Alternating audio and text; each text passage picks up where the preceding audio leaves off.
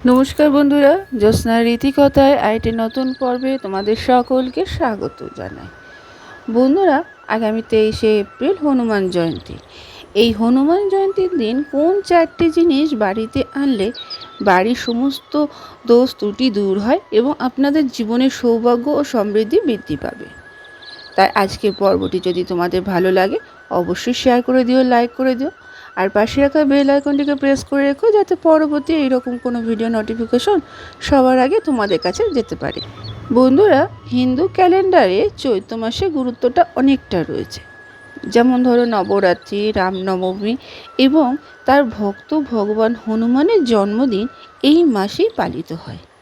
তাই চৈত্র মাসের পূর্ণিমা তিথিতে ভগবান হনুমানের শিশুরূপ, যাকে কলিযুগের ভগবান বলা হয়, তার জন্ম তিথি পালন করা হয়।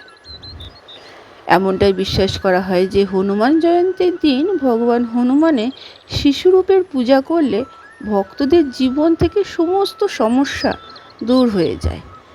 তাই এই বছর 23শে এপ্রিল হনুমান জয়ন্তী পালিত হবে। পুজোর পাশাপাশি যদি বন্ধুরা কেউ হনুমানের সঙ্গে যুক্ত বিশেষ কিছু জিনিস নিয়ে আসে বাড়িতে, তাহলে বাড়ির সৌভাগ্য ও সমৃদ্ধি বৃদ্ধি পাবে এবং ভক্তরা অনেক উপকার পাবে।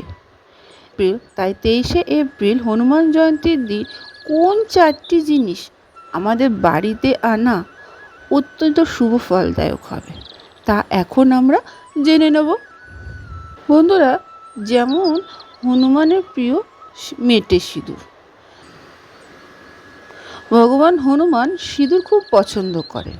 তাই পুরাণ অনুসারে হনুমান জয়ন্তীর দিন যদি ঘরে সিঁদুর আনা যায় তাহলে ভক্তের সৌভাগ্য বৃদ্ধি পাবে এবং সেই সিঁদুর নিবেদন করলে হনুমানের বিশেষ আশীর্বাদ প্রাপ্তি হয়।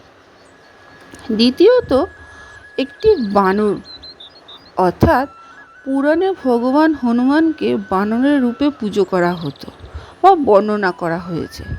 ভগবানের এই রূপকে সৌভাগ্যের প্রতীক বলে মনে করা হয়। হনুমান জয়ন্তীর দিন বাড়িতে যদি তার একটি ছবি বা বানরের মূর্তি আনা যায় তাহলে বাড়ির ইতিবাচক শক্তি থাকে, যা ঘরের সমস্ত সমস্যা দূর করে দেয়। এটি বাড়িতে শান্তির পরিবেশ তৈরি করে। তৃতীয়ত, ভগবান হনুমানের সঙ্গে জড়িত গদা। এই দিন গদা কিনে আনতে পারেন। গদা হনুমানের অস্ত্র, যেটি নেতিবাচক শক্তির ধ্বংসকারী হিসাবে পরিচিত। তাই হনুমান জয়ন্তীর দিন একটি গদা বাড়িতে আনা উচিত।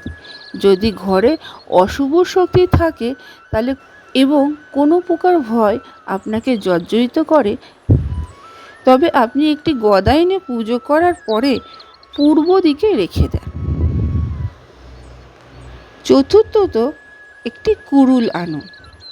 বাড়িতে যদি কোনো বাস্তুদোষ থাকে এবং আপনি তা দূর করতে চান বা আপনার কুণ্ডলিতে যদি কোনো ত্রুটি থাকে, তবে হনুমান জয়ন্তীর দিন ঘরে কুঠার এনে তা দূর করা যেতে পারে।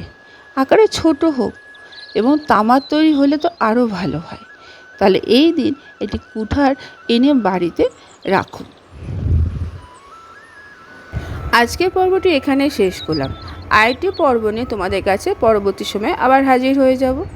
ততক্ষণ তোমরা ভালো থাকো, অপরকে ভালো রাখতে সাহায্য করো।